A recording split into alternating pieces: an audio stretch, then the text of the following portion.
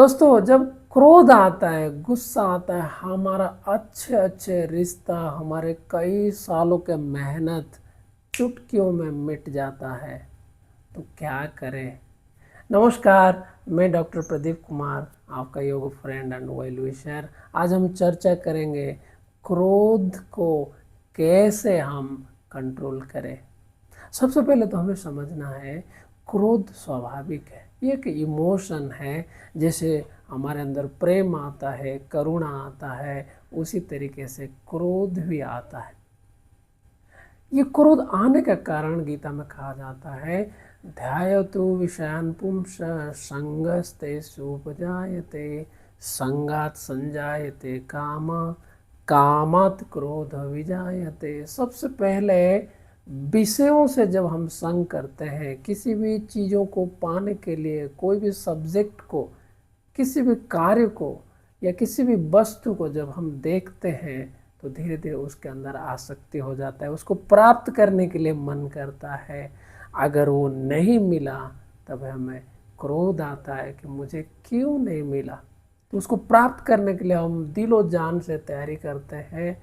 लेकिन अगर हम देखें, ये सारे भौतिक वस्तु, ये सारे प्रकार के जितने हमारे डिजायर्स है, इससे हमें थोड़ी सी कुछ समय के लिए खुशी मिलता है। इसको बोलते हैं सेंस प्लेजर, इंद्रिय तृप्ति। मिल तो जाता है लेकिन हमेशा हमारे साथ नहीं रहता है। जैसे कि हम कई रिश्ता बनाते हैं तो उनसे कुछ प्राप्त करना चाहता है। तो क्रोध का कारण है जब आसक्ति बढ़ता है और हमारे हिसाब से जब काम नहीं होता है। क्या हम कुछ कर सकते हैं?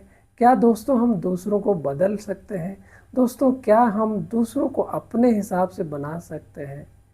ये कई बार मुश्किल होता है, because we can't make every ones happy, we can't make every ones like अस।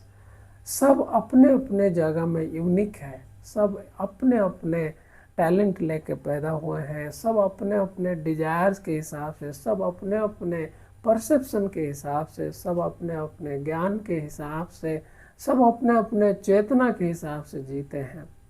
तो सबसे पहले स्वयं के ऊपर काम करें, संयमता, डिसिप्लिन लाइफ अपनाएं। सो योग में कहते हैं, पहला, जब भी क्रोध आए तो थोड़ा सा शांत होते हुए श्वासों के प्रति ध्यान ले आए। लंबे गहरी श्वास लीजिए, लंबे गहरी श्वास छोड़े, let it go, let it go. अगर कुछ आपके हिसाब से नहीं हो रहा है तो जाने दे, जाने दे। क्योंकि नेगेटिविटी हमेशा इस दुनिया में रहता ही है। हम अपने कर्तव्य करेंगे, हम अपने जो भी रेस्पॉन्सिबिलिटी है उसको निभाएंगे। लेकिन अगर कोई हम चाहते हुए भी अगर वो बदलना नहीं चाहते हैं तो लेट इट गो। दूसरा, हो सके जब मीटिंग में हैं, बातचीत कर रहे हैं और गुस्से आपको आ रहा है तो प्रयास करें थोड़ी सी पॉज लेते हुए, अपने वक्तव्य को, अपने बात को ना रखते हुए थोड़ी सी श्वास के साथ साथ हो सके तो पानी पी लीजिए, थोड़ा मन को शांत कर लीजिए। तीसरा, बिल्कुल कोई सुन नहीं रहा है आपकी बातें तो उस जगह को छोड़ दीजिए, उस व्यक्ति को कुछ समय के लिए छोड़ दीजिए, उस रिश्ता से कुछ समय के लिए दूर रहिए। We all know that time is the best healer. समय जो है हर प्रकार के घाव को, हर प्रकार के प्रॉब्लम्स को धीरे धीरे हील कर देता है, ठीक कर देता है। तो बड़े बड़े मुश्किल को अगर हम सामना नहीं कर पाते हैं, कुछ समय के लिए पॉज रखिए, कुछ समय के लिए उससे दूर रहे। आप देखेंगे कुछ समय बीतने के बाद एक दूसरे को समझने का प्रयास करते हैं, हो सके रिश्ता अच्छा बन जाता है। अगर वो आपके लिए रिश्ता नहीं है तो वो अपने आप दूर हो जाता है, जो आपके लिए भी अच्छा होता है। तो आइए क्रोध को 3 प्रकार के उपाय से शांत कर सकते हैं। सबसे पहला, क्रोध आए तो उसको थोड़ा सा शांत करने के लिए अपने श्वासों के प्रति ध्यान दीजिए। दूसरा, थोड़ा पानी पी लीजिए। तीसरा, उस जगह को छोड़ दीजिए। अगर बहुत तकलीफ आपको दे रहा है, कुछ दिनों के लिए उस रिश्ते से थोड़ा सा दूर रहिए।